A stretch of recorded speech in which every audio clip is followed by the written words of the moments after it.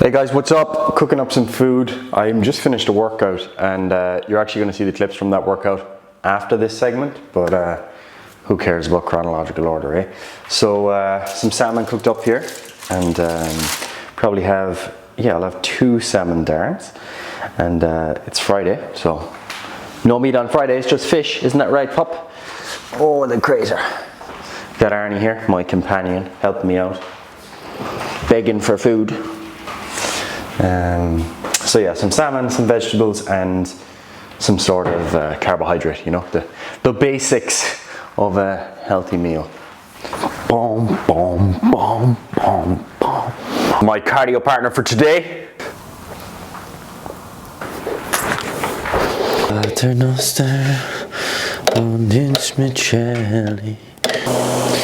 Hey team, what's up? Gary here checking in. I'll just turn this down a little bit. You might be able to hear me a bit better.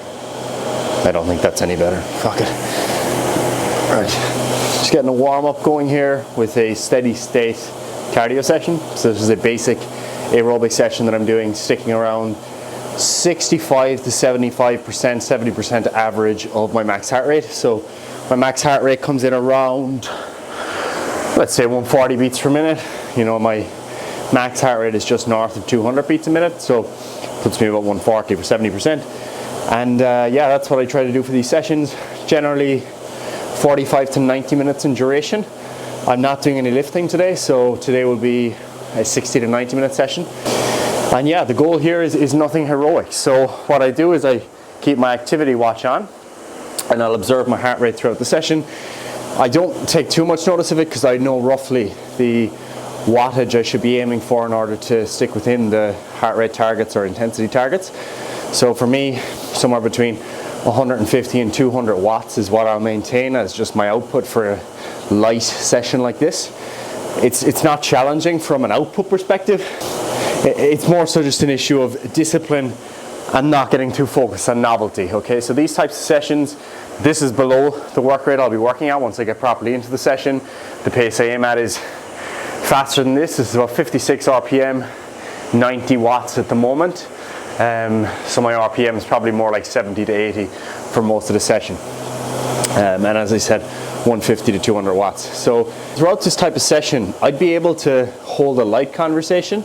So at the moment, I'm a bit below the intensity I'd like to be holding. You can tell I'm a little bit short of breath. You know, I wouldn't be totally comfortable giving a lecture, but I can record this video. If I was in the middle of the session, I'd struggle a little bit more, but I'd still keep up with the conversation if I had to. So as a bit of an update, I actually tore my hamstring last week. Those of you who've been following me might be saying, again, really, guy? So this is my left leg, and this is the one I tore last year. I had surgery on that last summer. I had a full rupture, tore the hamstring straight off the bone. The right leg now is the one that's currently injured. Obviously, the fact that I'm cycling on the bike like this and leaning forward, putting a little bit of strain on the hamstring is a sign that it's not too bad, all right? It's fine.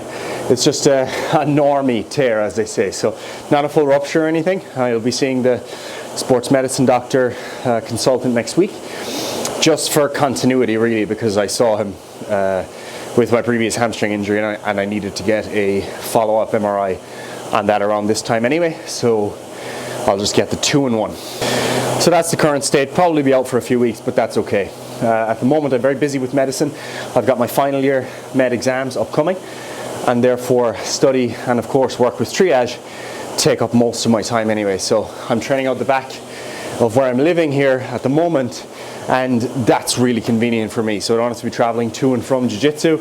Of course I'd love to be, and I would be if I was capable of training, but a few weeks off is probably what's required to let the hamstring heal up. So with that said, as I said, today is a steady state session, and this is what I'll do while my hamstring's at me. So I'm not going to do much like max effort interval work over the next 2 weeks or so. I'll introduce it again after that because I just want to give the hamstring a little bit of a break. So the tear that I sustained this time was once again proximal, so the upper part of the hamstring towards the hip. The position where I experience most strain really is in a hip flex position, particularly if I flex my hip and then extend my knee, okay, as you'd expect. So I'm just not doing anything that's particularly demanding of hip flexion or hip extension, I should say, at the moment. But a session like this, the steady state, is really not too demanding. So this is pretty much the working pace now that I'll sustain for about 90 minutes. Okay, so I'll get more shorter breath progressively, so I'll just speak to you briefly. I just wanted to say that, you know, I'm talking about my injury there, and you might be thinking, is he just doing this easy steady state cardio for the sake of his injury? And the answer is no. So this type of cardio where you're maintaining a lower heart rate zone 2, maybe zone 3, 65-75% of max heart rate for the purpose of this session, is more aerobic in nature. So it's more demanding of your slow energy systems, let's say. It's not demanding you to build up a huge amount of lactate. You're not going to feel your muscles burning a whole pile, and you shouldn't really be too fatigued after the session. So this is really the meat and potatoes of building your aerobic base. So for me, there's two purposes to that. One is health, okay? Greater VO2 max, greater aerobic fitness or cardiorespiratory fitness long term is associated with better health outcomes in pretty much every domain, okay?